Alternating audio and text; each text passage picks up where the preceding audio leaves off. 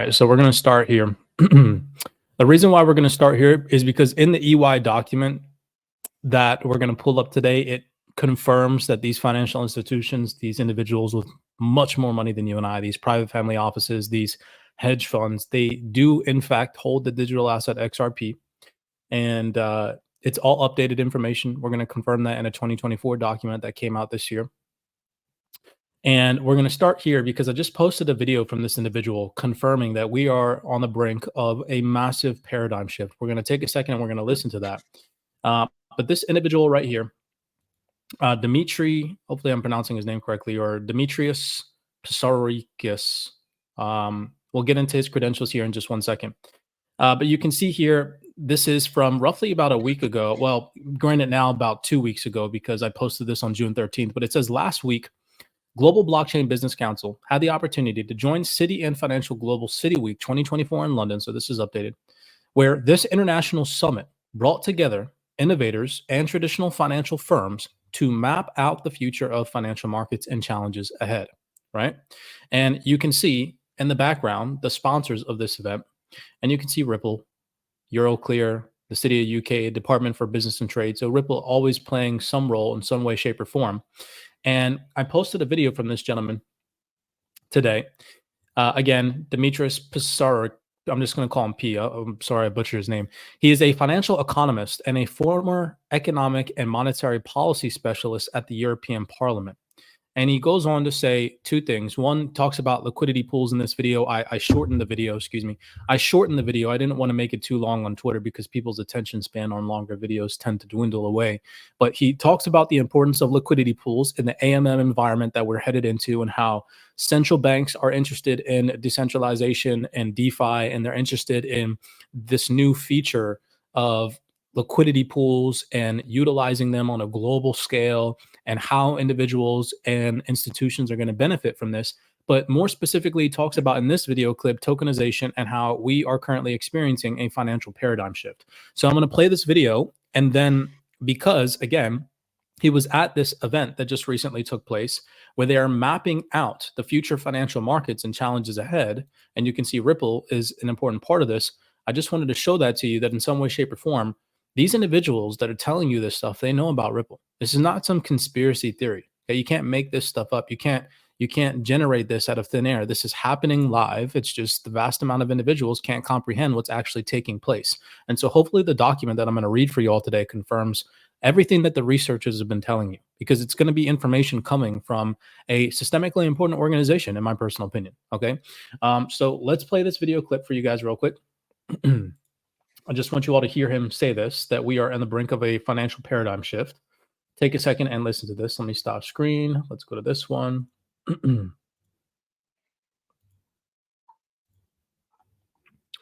Turn up the volume. Here we go. Implications in the unit of the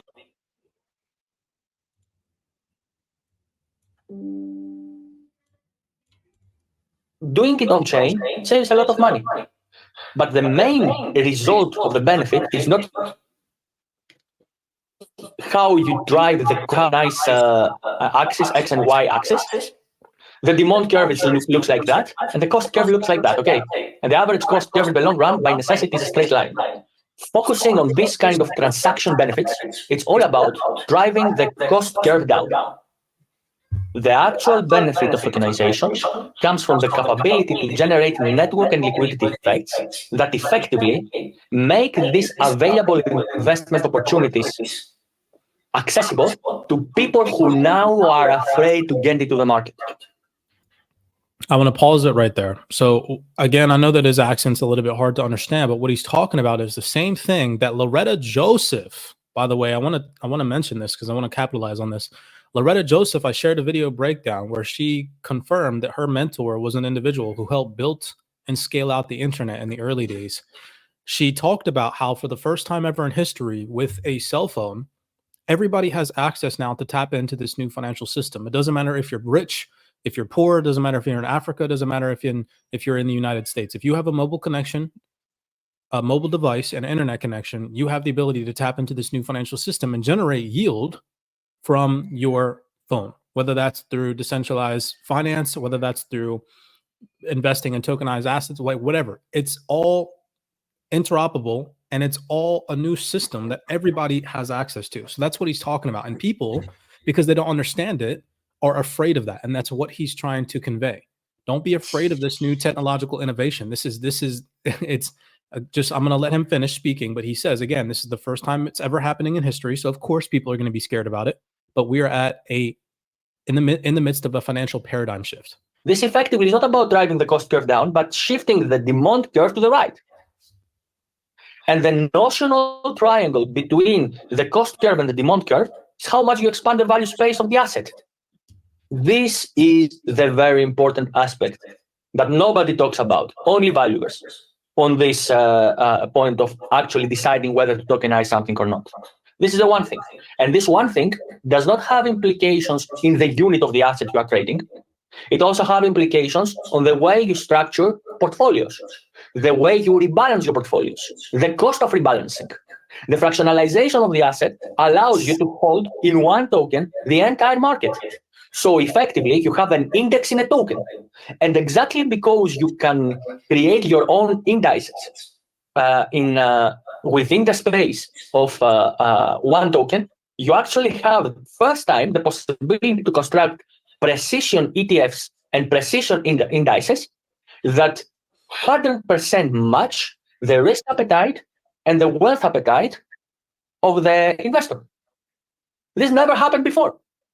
And all this with minimum liquidity risk, because the liquidity is pooled, not placed in a book. Bro, do you hear that, right? Because the liquidity is pooled, not placed in the order book, right? And what has David Schwartz been talking about? XRPL, institutional DeFi adoption, this new AMM feature, the ability for institutions to park liquidity in these liquidity pools, provide to, like, y'all got to wake up, man. It's time to wake up. Tap into what these people are telling you. So this is the macro effect, the macro financial effect of the kind of financial paradigm we are talking about. And imagine now that on top of this, right? So he mentions the financial paradigm. I mean, what a great video, you know, but people, again, they won't watch that stuff. Check this out. Before we get into the EY document, I thought this was really cool, kind of like a just a really cool moment, just to solidify, man, that the stuff that we're putting out here, it's not garbage. Look at this. So Loretta Joseph, if y'all are not familiar with who Loretta Joseph is, just go look at her credentials. I'm not going to waste time on this video breakdown, but just go look at what she does. Look at who she is. Okay. Look at her credentials. Senior policy advisor, Commonwealth policy consultant, co-chair, International Digital Asset Exchange Association. Like, she's got some really crazy credentials. Yo, look at whose post is sitting at the top of her Twitter profile right now. What's that? she pinned the post that I made about telling everybody that this is probably one of the most important 2-minute clips that you'll ever watch in your lifetime. What, bro? Tell me this is not crazy. This right here is confirmation that CYPRX is putting out valuable information. This lady, again, has ties with individuals who helped build out the freaking internet that you're using right now to watch this video. Okay, to watch this live. That's who this lady is. And in this video, just like the gentleman Dimitri just confirmed, through a mobile connection, every single person on the face of this planet has the ability to tap into this new financial system through tokenization, through digital assets, through blockchain technology, through crypto, stablecoins, all of these new things, including DeFi. And, you know, she mentions she mentions how it's a massive opportunity. She mentions that history is being made. And again, 95% of the population, probably 99% of the population, is sleeping on this.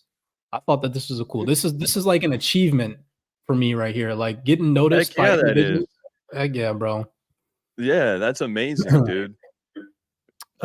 People are paying attention to the CYPRX research team. Shout out to the CYPRX researchers, because they're the ones. Man, it tells us that we're right on the money, and we're supposed to be. We're right where we're supposed to be, and we're ahead of the masses. Like that guy was just saying with the accent, like, people are scared, and we have to go through the paradigm shift. So, like, you know, hearing that just tells me that like we're part of that paradigm shift. Like we're out here educating and trying to put you guys on game about what DeFi can do for you.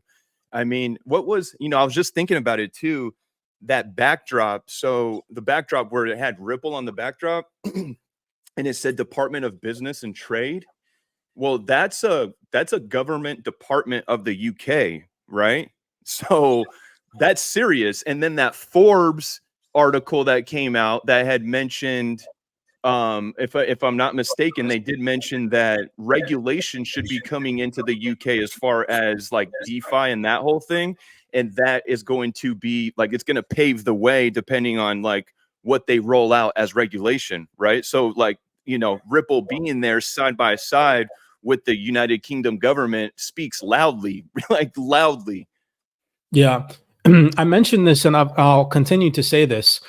I think people are really starting to wake up and they're starting to see the environment in which we operate in. And people, at least the 386 people that are listening in on this call, shout out to you all. You all are starting to wake up and realize that bullish moon boys are garbage.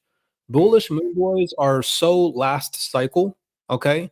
And we need to migrate from them. They came up, they made big YouTube followings, they grew their Twitter accounts, but now they're still on the same bullish moon boy crap. And that shit, this doesn't fly anymore. Like, if you have a brain, you're waking up to realize that the market doesn't just go up for forever. There's market cycles. You should learn about them. You should learn about what's happening behind the scenes and how many opportunities there really are to capitalize on in this space, in the now, in the moment, to grow your wealth. And so again, just tapping in, just to feed off of what Mr. Aqua said, just paying attention to DeFi, paying attention to the ecosystem and developments behind the scenes. It's crazy. And, you know, again, vast amount of individuals, they just can't even comprehend this research because it's boring at the end of the day. And, you know, this stuff is boring. Nobody wants to sit and read documents, but that's why here at CYPRX, we're trying to do that for you guys to show you, you know, the ins and outs. So we're going to get into this today. We're going to finally get to the document that I mentioned, confirming institutional interest. The title of this whole entire thing is 100% proof that institutions are holding XRP. So let's get that out of the way before we deliver some more information for you guys, showing you all how integrated Ripple is with this new regulatory environment, even more so than actual regulators are, which is insane to see. But I just want to enlighten everybody because we're going to be reading a document from EY. So let's just confirm who EY is. Forbes, this is from Forbes. Ernst & Young provides audit and consulting, tax, business risk technology, and security risk services and human capital services worldwide. The company is one of the big four consulting and auditing firms. Okay, so just keep that in mind. They are a massive firm. They have probably thousands of clients, and they're fine-tuned and integrated, helping financial institutions get through this digital transformation at the end of the day. Okay, that's who they are. They're pretty damn important. And so we're going to go over here. Again, shout out to the CYPRX researchers. I think specifically Khalid showed this one in the chat. All this information readily available in our Discord for individuals to access and tap in. So we're just going to sift through this and we're going to read some highlights because, wow, this document is gnarly. And this is updated from May 2024, labeled Gaining Ground, How Institutional Investors Plan to Approach Digital Assets in 2024. And they should say and beyond, because there's some interesting dates in this document that tap in to what we've been telling everybody, that 2023, 2024 are just preparation years for what's to come. Everybody thought that 2023 and 2024 were going to be this massive bull market cycle. No. We have not even, you can't even comprehend what's coming after 2025 if you think 2024 is going to be a blow off top year.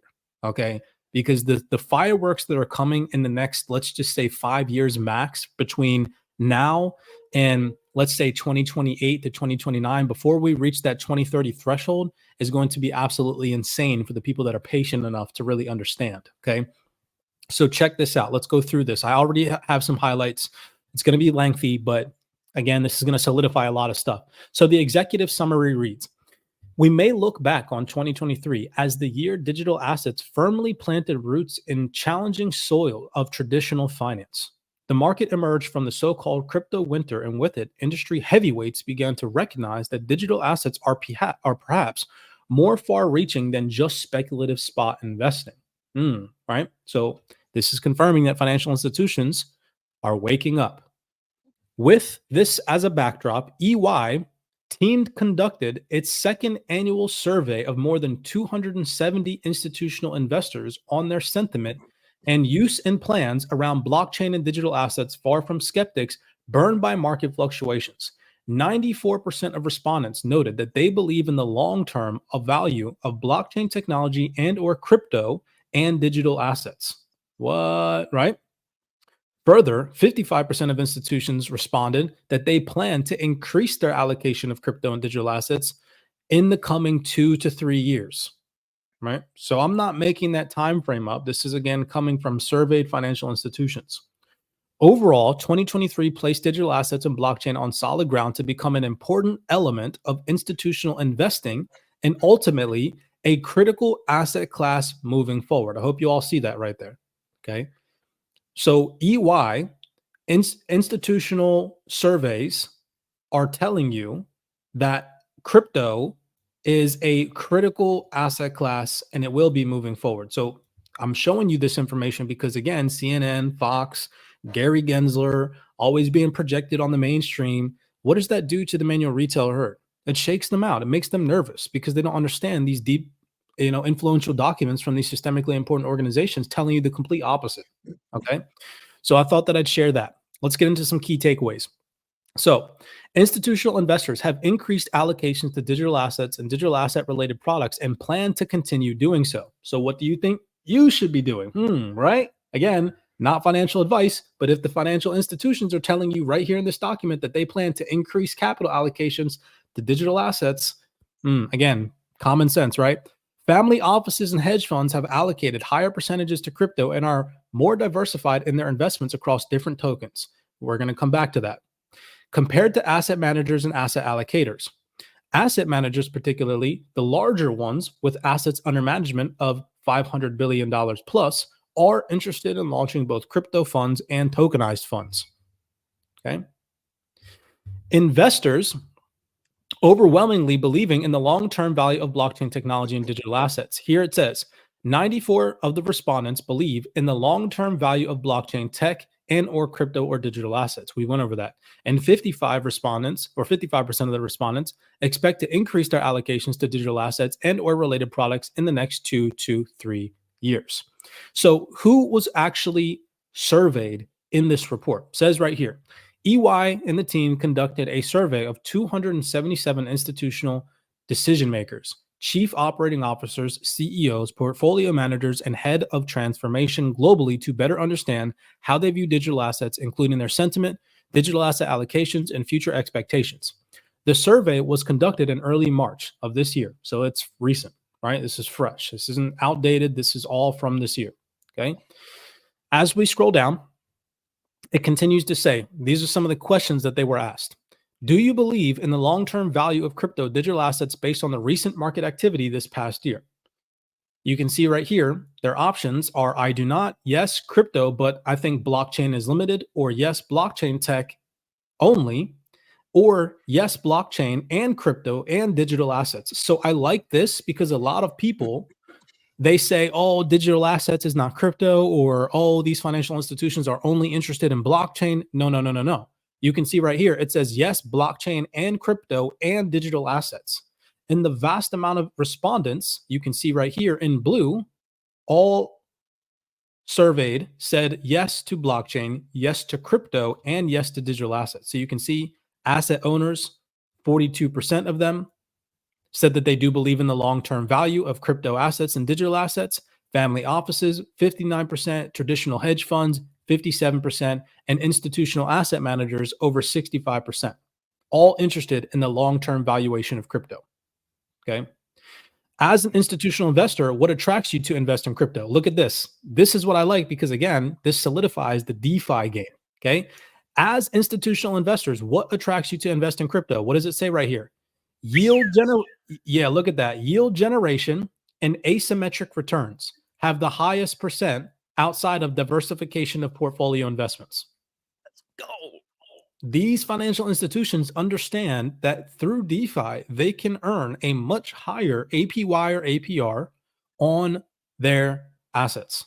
And that's coming. As soon as regulation comes into play, oh man, it's going to be gnarly to see the DeFi market go from where it's at now, roughly around what I think they topped out at 192 billion TVL locked in DeFi this year. It's going to go to 600 billion plus, probably a multi-trillion-dollar DeFi market in the future, but that's yet to come. Okay, at least 300 billion minimum over the next 2 to 3 years, minimum. Facts. I think it'll probably be worth 600 billion in the next 2 to 3 years, but we'll see.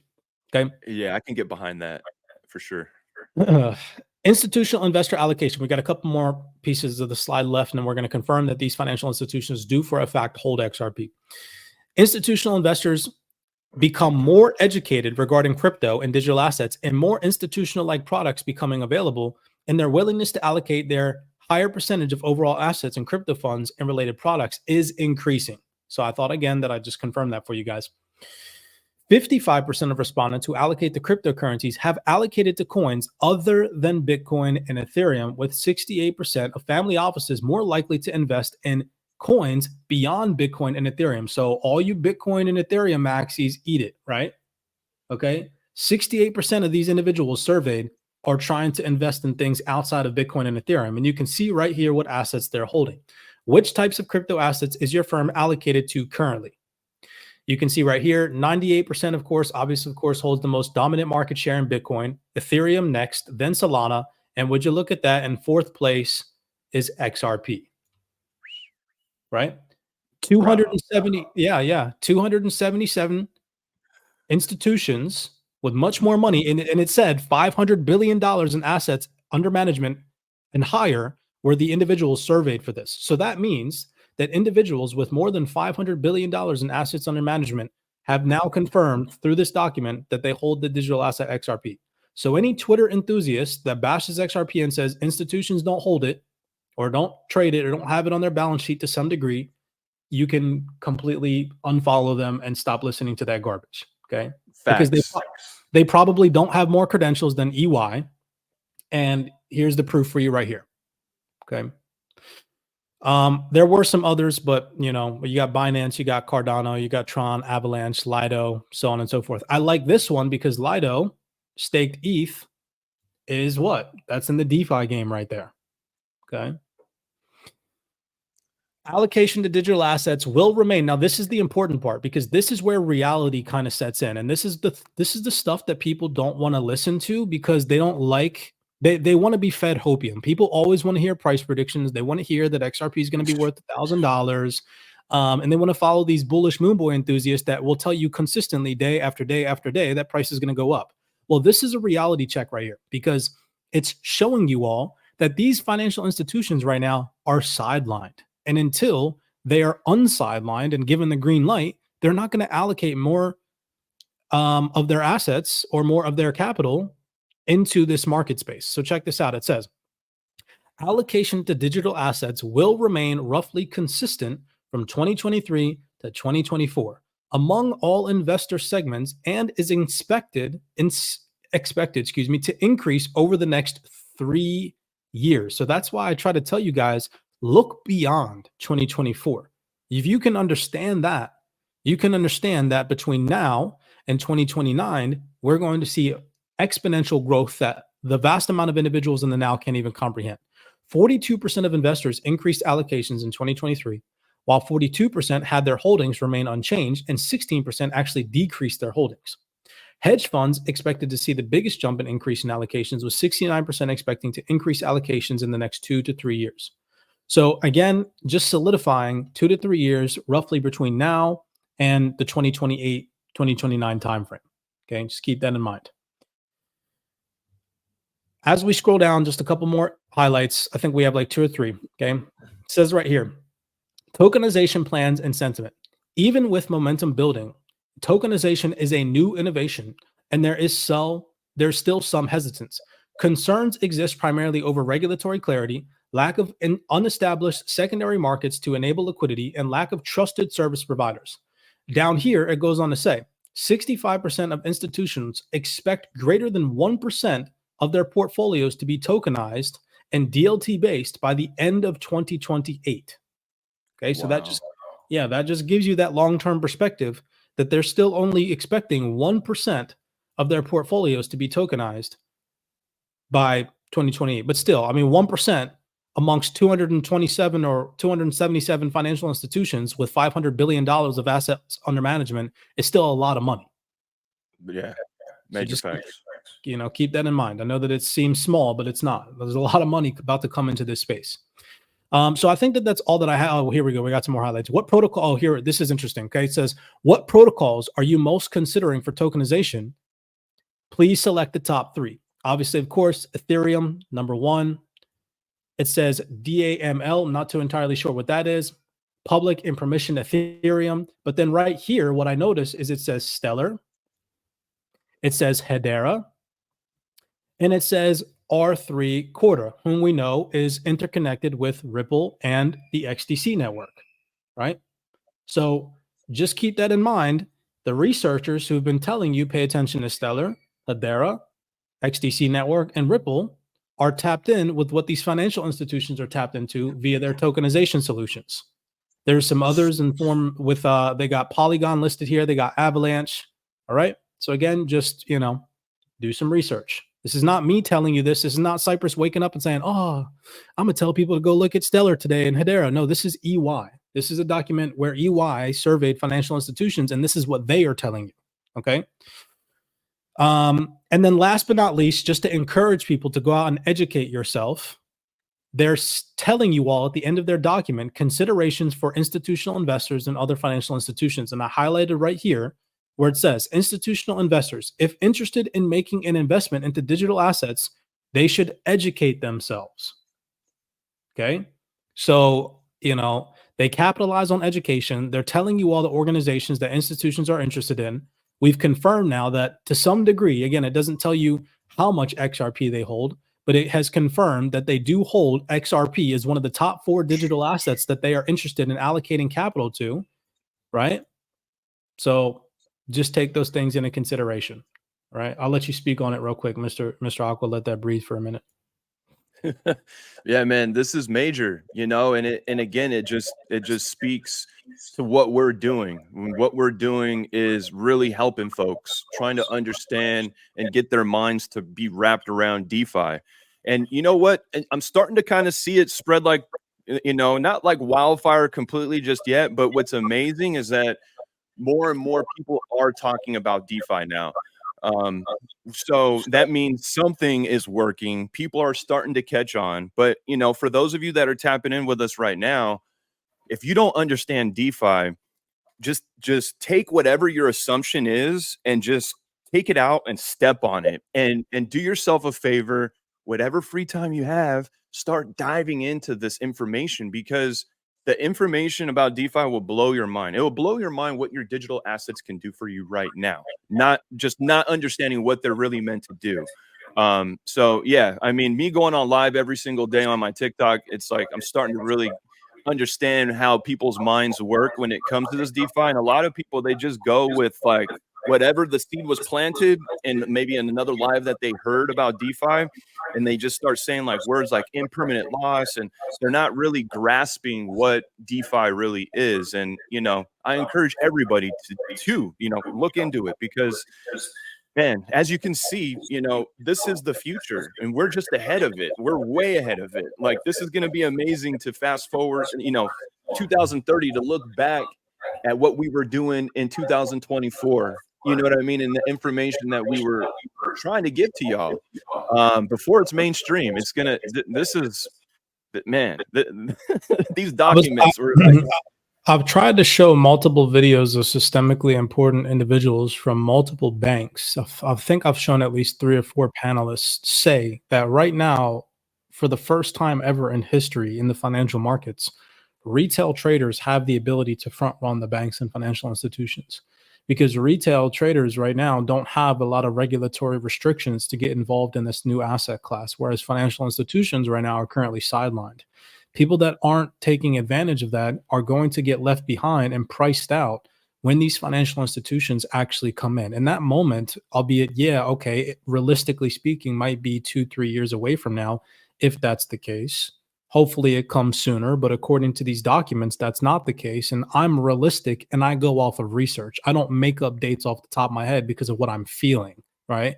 What I feel, I would love for financial institutions to come in this year in 2024. I would love for them to come in 2025. And if it happens, great, so be it. But I'm not going to base an opinion off when financial institutions are going to come in because I feel like making that opinion, making that assumption, right? I go off of research. And what these documents, for example, are saying via surveyed financial institutions is that's happening in the next 2 to 3 years, right? So that realistically speaking means that you got some more time to accumulate and do research on the organizations that are regulatory compliant, that are tapped in with these regulators, which I'm going to show you an example of today real quick. And again, not financial advice. You can situate yourself hopefully on the right side of the market. Okay.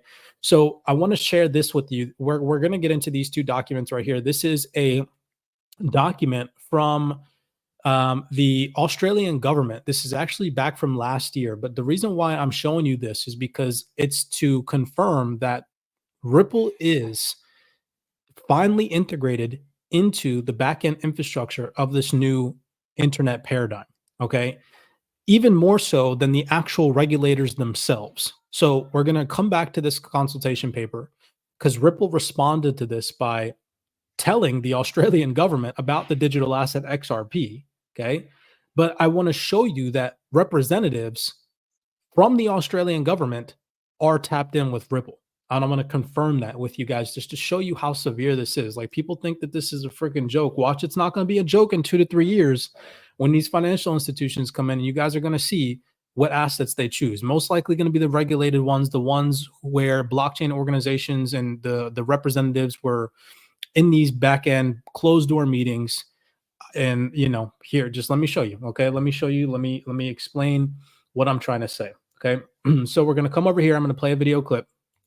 So I said here in this post, this is Senator Andrew Bragg. He's grilling legislators. I'm going to play the video clip for you all on making zero progress in regulating crypto.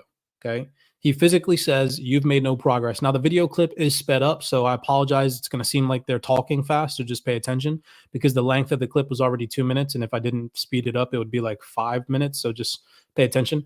But I said, guess who has helped make progress and has been behind the scenes making decisions with systemically important people the entire time? Ripple has been, and I'm going to show you that. You can see Rahul Advani standing next to Senator Bragg 3 months ago, where they had a meeting to discuss shaping digital asset regulation in Australia. So first, we're going to take a second and listen to what Senator Bragg says, again, grilling the actual regulators that are supposed to be regulating crypto, doing absolutely nothing. And then I'm going to show you how Ripple representatives have literally been in closed-door meetings with Senator Bragg. Okay, that doesn't show you how intertwined Ripple is, then I don't know what else will. So check this out. Let's play this clip real quick. Once that legislation gets... You haven't even released a draft bill. That has nothing to do with Parliament.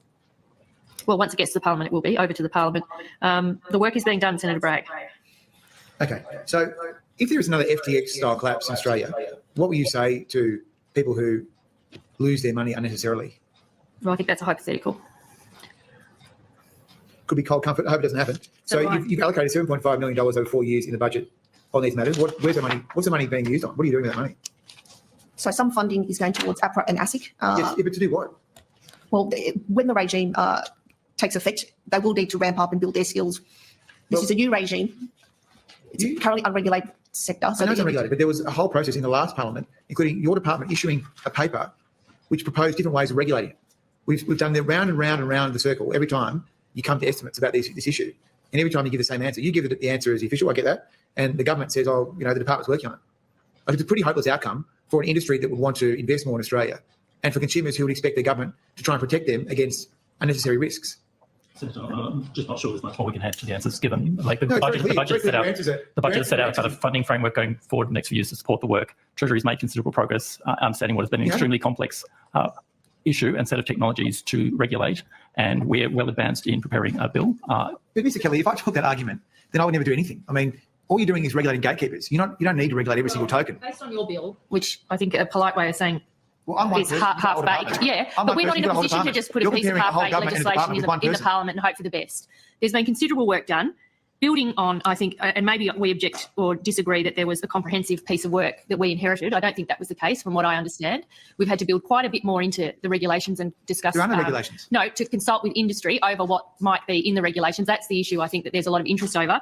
And we are doing that work. I mean, it's not the first area that was underdone and underdealt with that we're cleaning up and comprehensively responding to. But no one in that industry it's true. No one in that industry believes you. No one would agree with that we didn't do anything. You've had 2 years and you've made no progress. Well, I don't agree with that. Australia's going backwards. I don't agree with that. You heard that? So he said you've had 2 years and you've made no progress in crypto. I want you all to keep that in mind because, again, look at this picture. And let me show you this video that I just showed you guys, okay? Let's stop sharing real quick. Let's present this so you guys can actually see these tabs, okay? This video that you just watched was uploaded 3 weeks ago. So it's recent. All the stuff I'm sharing with you guys is recent, all right? Let's go back to the post. We can see Rahul Advani from Ripple right here, okay? We see Senator Andrew Bragg. We see the CEO of Caleb & Brown. We see the CEO of Blockchain Australia, okay? Now, the reason why I'm showing you this is because, again, keep in mind, Senator Bragg just grilled legislators in Australia saying that they've made no progress in crypto, okay? Keep that in mind as I read these with you guys, all right? So check this out. 7 months ago, excuse me, on Rahul Advani's LinkedIn profile, look at what he said. Team Ripple and Metako, however you want to pronounce it, tomato, joined forces at the Crypto Assembly in Sydney, Australia, organized by Blockchain APAC, where Nicole David, Neil, and I, i.e. Rahul Advani, spent 2 fruitful days in discussions with public and private sector to do what? To help develop a course of action for the future of Australia's crypto sector. Right? So Rahul Advani is sitting in on these closed-door meetings, on these panel discussions, helping formulate the vision for the future of Australia's crypto sector, meeting with Senator Bragg, or in closed-door meetings with Senator Bragg, while Senator Bragg is literally grilling legislators in Australia about not making any progress in crypto. You can see who is behind the scenes making progress in crypto, right? Here's the picture on Senator Bragg's LinkedIn profile, and here it says, Blockchain Australia has developed a policy document labeled Shaping Digital Asset Regulation in Australia. Boom. Okay, this is from 3 months ago, and again, I just showed you Rahul Advani sat in on this panel discussion where they're shaping digital asset regulation in Australia. And would you look at that? Right here in the center is Loretta Joseph. Okay, Loretta Joseph, listen to me, y'all. Loretta Joseph has my tweet posted at the top of her LinkedIn, or at the top of her Twitter profile right now. Okay, this just shows you all the research that I'm trying to share with you all is it's almost as deep as the rabbit hole goes without getting these videos taken down. You all understand that? I hope y'all do. The CYPRX research team, we're on another level here, trying to wake y'all up. Okay. So you got people that are sitting in on panel discussions, okay, with Ripple, with legislators from Australia, sharing the CYPRX post that we're putting out to you guys on their profile, showing you now Ripple is heavily embedded in the regulated system in Australia when even the regulators themselves are not. I don't know what else to show people. So I'm going to pull up this document. We're going to go back to 2023. This was interesting to me because of something that Marcus Infinger said from Ripple. I said to you guys in this post, I said, stop listening to idiots who push the narrative that Ripple won't use XRP anymore because of its stablecoin. And I'm going to play this clip for you guys where Marcus Infinger, this is from a 2024 panel discussion, a little event that took place like 2 or 3 weeks ago. And Marcus Infinger says that they're going to utilize the Ripple stablecoin alongside the digital asset XRP.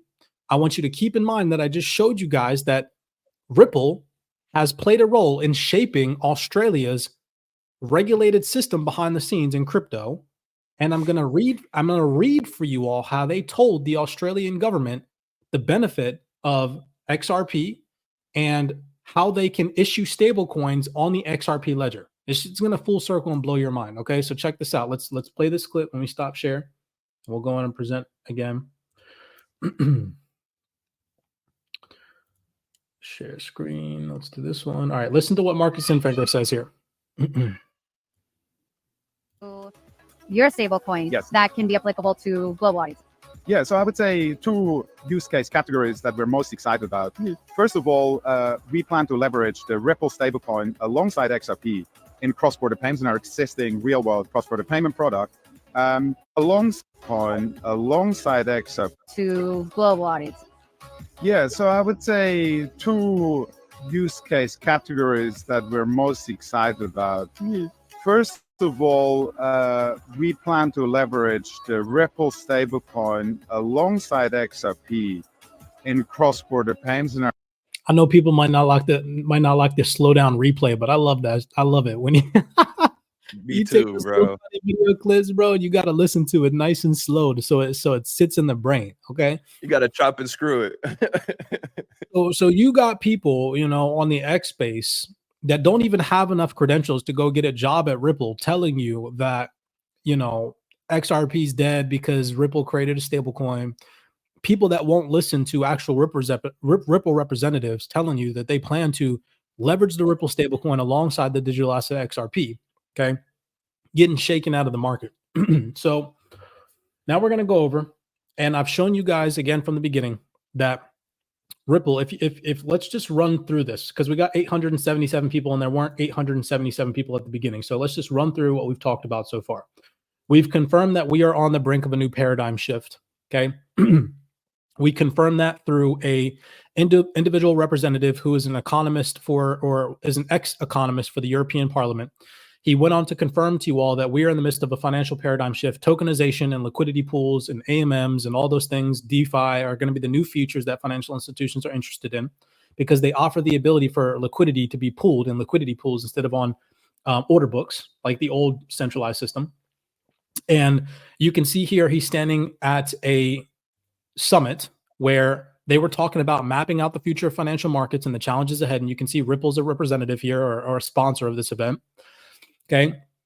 He also confirmed by saying that this is making history, right? That through utilization of an internet connection and a cell phone device, everybody's going to be able to tap into this. And people are afraid of that, okay? Because it's new. This is for the first time ever in history.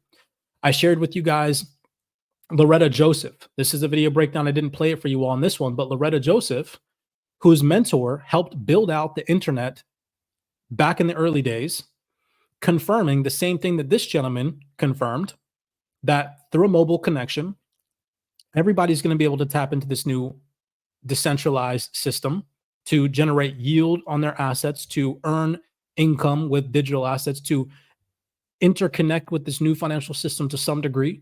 Okay. Loretta Joseph has that post from my profile pinned on the top of her Twitter. And I just showed you guys how Loretta Joseph is sitting in on these panel discussions with Ripple, with senators from the Australian legislation. I don't know what I don't know what else to show people, yo. It's crazy to me. So anyways, that's where we're at right now. I read an EY document to everybody confirming that financial institutions do for a fact hold XRP, that they are coming in the next 2 to 3 years. The document was from EY. It was from May 2024. So it's all updated information. 277 financial institutions were surveyed on that document, and 94% of them confirmed that over the next 2 to 3 years, between now and 2027 to 2028, they plan on allocating more money to the digital asset space, including crypto and blockchain. They didn't just say digital assets. They didn't just say blockchain. They talked about all three: crypto, digital assets, and blockchain. Okay.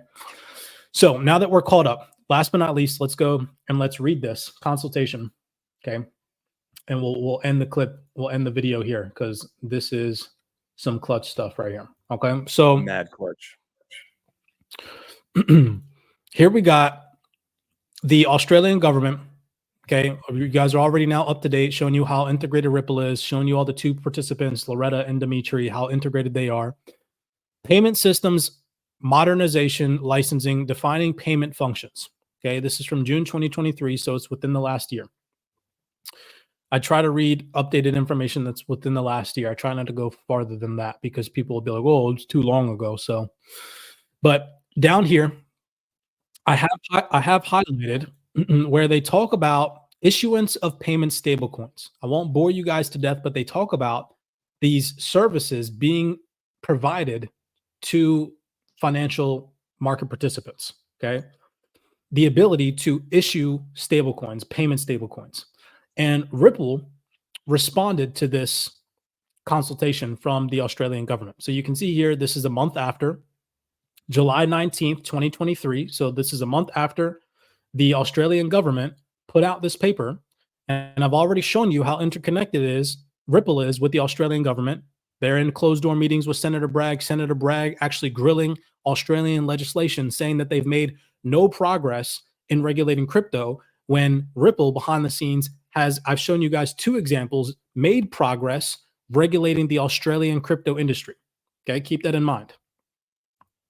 Ripple responded to this a month after, and we're just going to read their response to what the Australian government put out about issuing stablecoins. So here they offer a solution, and they talk about, keep in mind, I just played a video clip for you all from Marcus Infinger confirming that they plan this. And again, the video clip from Marcus Infinger was from 2024, right? Where he said they plan on leveraging stablecoin, Ripple stablecoin, alongside the digital asset XRP. So now we're going to go back a year and look at what Ripple said to the Australian government. Issuing stablecoins on the XRP ledger. This is why XRP is not going to be replaced by stablecoin, and instead is going to help leverage it. The XRP ledger can also be used to support the issuance of stablecoins with a unique fungible token functionality called issued currencies. Issued currencies is designed to be the ideal stablecoin platform, providing simple but rich management functionality for the issuer that makes it easy to create, issue, and manage any asset, including stablecoins. Now, keep in mind, what did Dimitri say at the beginning of the call, whom we know was at an event hosted by Ripple? He said the ability for financial institutions to do this through tokenization is happening for the first time ever. Okay, keep that in mind. The XRP ledger has integrated decentralized exchanges, a DEX, that allows neutral counterparty-free crypto assets like XRP to be seamlessly exchanged to and from issued assets, including stablecoins. Among the unique features is its payment interoperability, which enables payments among those holding and receiving assets to minimize costs and work seamlessly when sufficient liquidity is available. While neutral assets such as XRP and stablecoins alike can be used to settle a payment, stablecoins have an issuer as the counterparty that does not, I repeat, that does not allow them to interoperate across payment networks. This is important. XRP, on the other hand, can be sent, I repeat, it can be sent directly without needing a central intermediary, making it the best suited to bridge 2 different currencies quickly and efficiently. Boom, right there. So stablecoins don't have that ability. XRP, on the other hand, has the ability to be utilized as an intermediary, as a bridging asset, a bridging mechanism for this. And I've shown you all how integrated now Ripple is in this new financial system with particularly the Australian government. You cannot make this stuff up. This is all the information that the mainstream's never going to show you, because people are impatient and because moon boys exist. I told you guys to full circle back to the beginning of this video breakdown. Okay. Moon boys are dead in the water. If you're still watching bullish moon boys, you're not doing it the right way. Researchers like myself, there's some other really great researchers out there, Mr. Man, Mr. Aqua, you got Smoke, you got Citizens of the Future, you got Genfinity, you got all these good crypto research. You got Red Pill on Twitter. I just off the top of my head, there's so many good researchers that will open up these documents and read them to you guys. And you go look at our view counts. You go look at who's paying attention to this information. It's not a lot of people, because we're not giving bullish moonboy hopium.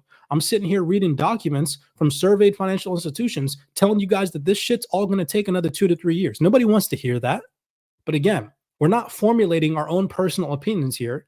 We're taking documented research from all of these interconnected webs that you can piece together yourself and showing you all that information. So I hope that by doing that, you guys now know how serious this is, how long to some degree this is going to take, right? Because again, They're all predictions from these financial institutions. It could happen sooner. It could take longer. But this is a realistic breakdown to show you guys that, yes, institutions hold the digital asset XRP. We are in the midst of a massive digital transformation, and it's going to take time. But I've shown you now that for a fact, to some degree, Ripple is sitting behind closed doors with these systemically important organizations, these legislators, these regulators that are not even keeping up the pace with the technological innovation, actually having their hand in laying the foundation for this new financial system. Okay. So hope you guys enjoyed that video breakdown. We confirmed DeFi on this. We confirmed tokenization. We confirmed liquidity pools. We confirmed that there is a massive opportunity for those who have the guts to take advantage and get in front of the financial institutions, which is the opportunity each of us have right now to leverage these digital assets to work for us by understanding DeFi, right? By tapping into liquidity pools, by understanding the power of the digital asset in which you hold. I think people are starting to wake up, man. People are starting to realize that researchers are making sense because time fixes all arguments. You know, time fixes all arguments. And every single day that passes by, we don't see these bullish moonboy price predictions coming to fruition. People are like, huh, they're like starting to want to be enlightened themselves because people are like, oh, I want to actually know what's going on in the market. I want to understand why all of May we were bullish and all of June we've been bearish. Like people actually want to start figuring that out. And CYPRX is one of those funnels for information and proper education. Again, I'm not here to convince you to join CYPRX if you want the proper information, the proper education. If you want to tap into a community where individuals whose mentors help design the internet are reposting our information, again, it just goes to show that the value that we're providing here is good stuff. It's not just bullish hopium, bull crap, gets you hyped up, and then nothing ever transpires or comes into fruition. No, we're projecting realistic targets, realistic education, and actual information. And I can't stress enough, now is the time for that. Now is not the time to be distracted. Okay. So anyways, blessings to you guys. 1,000 people listening. If you're my followers, tap into Mr. Aqua, go give him a follow on the X space. And if you're Mr. Aqua's follower, come in, tap into my account over on the X space. We both have YouTubes. Go and follow us both on YouTube. Link is in the profile in my Twitter bio. Same thing with Mr. Aqua. You can find his YouTube and his Twitter bio. He's got some really great stuff about DeFi, some ongoing developments that have just recently taken place in the DeFi ecosystem. Thank you guys all for tapping in. We'll see you guys. I don't know if we're going to do a call tomorrow, but we'll see. If we do, we'll be on Twitter tomorrow again with some more fire information. As always, blessings to you guys.